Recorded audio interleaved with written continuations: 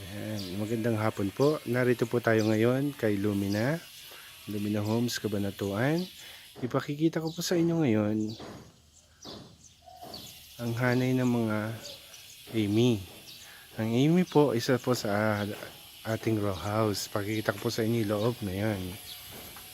Papasok po tayo. By the way, ito po yung kanyang harapan. May setback po siya na 1.5. Hanggang doon po. Hanggang doon po makikita nyo po yung sa may poste at saka hanggang doon po. Sapagkat ito po ay end unit, isa po ay merong space dito sa gilid sa left side. So papasok po tayo ngayon sa Amy. Ito po ang typical na bahay ng Amy.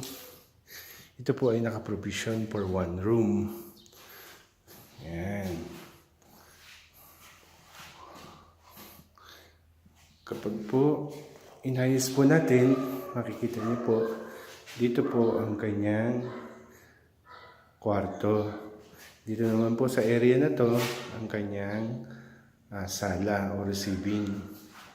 Dito naman po sa bandang kaliwa, dito naman po ang, pwede po dito kayo kumain.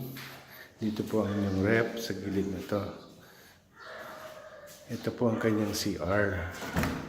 Pagpasok po natin sa CR, mapapansin niyo po, naka-tiles na po siya ng one layer. Meron na po siyang lababo o toilet bowl. Kakabit na po dyan ang magiging shower. Dito naman po sa labas, ang kanyang kitchen. Meron po siyang kitchen sa likod. So meron pa po siyang 1.5 dito sa gilid. Sa likod, meron pong setback na 1.5.